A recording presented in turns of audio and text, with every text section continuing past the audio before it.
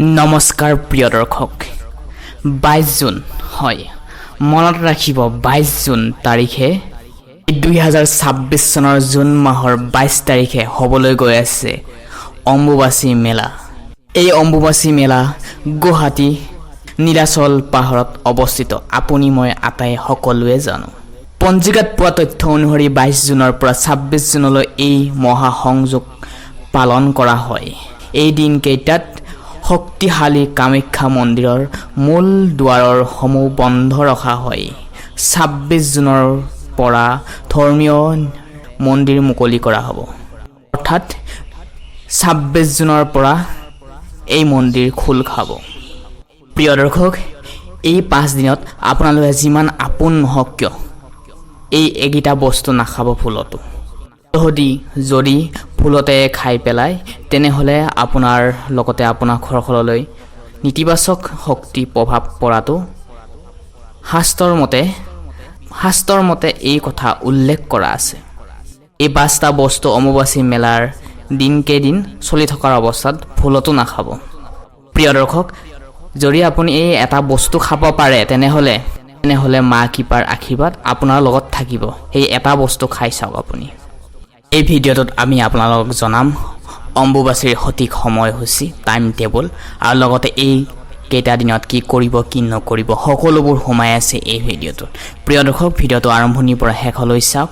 এই অলপমান সময় উলিয়াই আপুনি উপভোগ কৰক এই ভিডিঅ'টো। অম্বুবাচীৰ সম্পূৰ্ণ ফুল ফৰ্ম হ'ল অম্বু মানে জল, বিকাশ বা প্ৰকাশ। অসমৰ গুৱাহাটীত কামাখ্যা মন্দিৰত এই উৎসৱ পালন কৰা হয়। সেয়েহে 22 জুন তাৰিখে হ'ব গৈ আছে অম্বুবাচী মেলা। অম্বুবাচীৰ সময়ত বহুতে জানিবলৈ বিচাৰে নিজৰ ঘৰত পূজা কৰিব পাৰে নে নোৱাৰে, আম আৰু গাখীৰ কেতিয়া খাব আৰু কিহৰ কাৰণে খাব লাগে। অম্বুবাচী চলি থকা সময়ত নিজৰ ঘৰত কোনো দেৱ দেৱীৰ নতুন পূজা বা মাংগলিক কাম অনুষ্ঠান কৰা শাস্ত্ৰ অনুযায়ী একেবাৰে নিশ্চিত। শাস্ত্ৰ অনুযায়ী এই দিনটোত নিজৰ গুৰু মন্ত্ৰ জপ কৰিলে, ধৰ্মীয় কাজ নকৰি গুৰু মন্ত্ৰ জপ কৰিব পাৰে। এই অম্বুবাচী চলি থকা সময়ত নিজৰ ঘৰত চাকি জ্বলাব পাৰিব, কিন্তু শংখ বজোৱা একেবাৰে নিষিদ্ধ হ'ব। এই দিনটোত কি কৰিব বিশেষকৈ জানো আহকচোন। তাৰ আগতে জনাও প্ৰিয় দৰ্শক, ভিডিঅ'টো ভাল লাগিলে লাইক কৰাৰ লগতে চেনেলটি ছাবস্ক্ৰাইব কৰি থ'বলৈ একেবাৰে নাপাহৰিব। এই দিনটোত কি কৰিব, যদি আপোনালোকে গুৰু মন্ত্ৰ লৈছে, গুৰুৰ পৰা দীক্ষা লৈছে, তেনেহ'লে এই দিনটোত গুৰু মন্ত্ৰ জপ কৰিব। দিনটোত কিন্তু ধূপ আৰু চাকি জ্বলাই নীৰৱে ভগৱানক কিন্তু মনৰ পৰা পূজা কৰিব পাৰিব। অম্বুবাচী চলি থকা সময়ত দৰিদ্ৰ মানুহক ফল দিয়াটো খুবেই শুভ মনা যায় আৰু কুমাৰী ছোৱালীক আপোনালোকে খুৱাব পাৰিব, দান দক্ষিণা দিব পাৰিব। ভাল। শাস্ত্ৰ অনুযায়ী নিষিদ্ধ কৰ্ম এইকেইটা কাম কৰিব নোৱাৰে। মাটি কাটা বা কৃষকৰ লগত জড়িত হোৱা, পথাৰত গৈ খেতি পথাৰৰ লগত জড়িত হোৱাৰ পৰা একদম দূৰত থাকিব।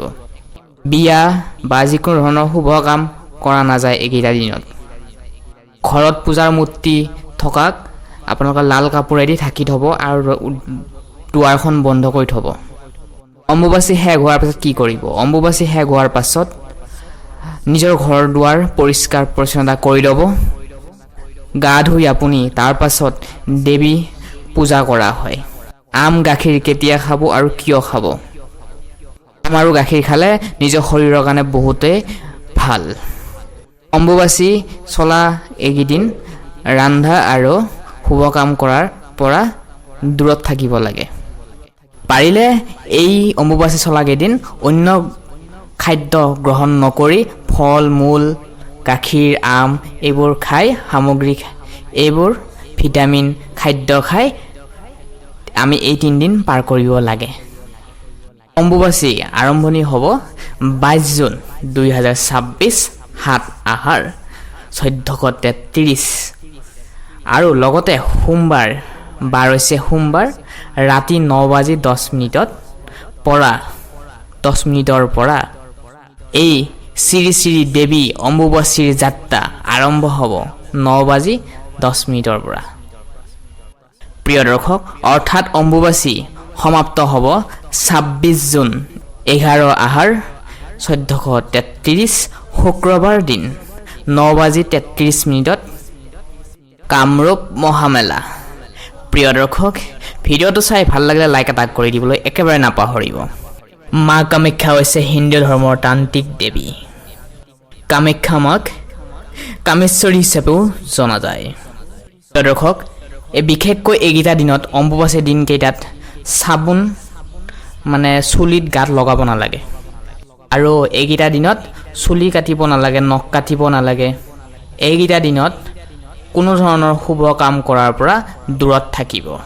100ৰ ভিতৰত 65% মানুহ আছে এনেকুৱা যিয়ে নেকি এই 22 জুনৰ পৰা 26 জুনৰ ভিতৰলৈকে কোনো ধৰণৰ খাদ্য খোৱাৰ পৰা দূৰত থাকে। তেওঁলোকে খালি ফল-মূল, গাখীৰ, ফল-মূল আহাৰ গ্ৰহণ কৰে। সেয়ে এইকেইটা দিনত নিজৰ শৰীৰটো চেঞ্জ কৰিবলৈ ভগৱানৰ নামত থাকি চাওক। প্ৰিয় দৰ্শক, এইকেইটা দিনত ঘৰ লোৱা, মাটি বাৰী কিনা, শুভ কাম কৰাৰ পৰা দূৰত থকাই ভাল। অম্বুবাচী চলাকালে জুইত ৰন্ধা বস্তু কেতিয়াও খাব নালাগে। প্ৰিয় দৰ্শক, এই অম্বুবাচী চলি থকা সময়ত বিশেষকৈ 22 জুনৰ পৰা 26 জুনৰ ভিতৰলৈকে আপুনি এইকেইটা দিনত কেতিয়াও গছৰ পৰা ফুল নিছিঙিব আৰু লগতে ফল মূলো ছিঙিব নালাগে। পাৰিলে আগতে অম্বুবাচী নোহোৱাৰ আগতে আপুনি ফল মূল, তামোল হওক, পাণ হওক, আপোনালোকে যদি বজাৰত বিক্ৰী কৰিবও যায় বা খোৱা লোৱাও কৰে, তেনেহ'লে ঘৰত ব্যৱহাৰ কৰে, তেনেহ'লে 22 জুনৰ আগতে কৰি ল'ব। বিশেষকৈ এই 22 জুনৰ পৰা 26 জুনৰ সময়ছোৱাত গৰম বস্তু খোৱাৰ পৰা দূৰত থকাই ভাল।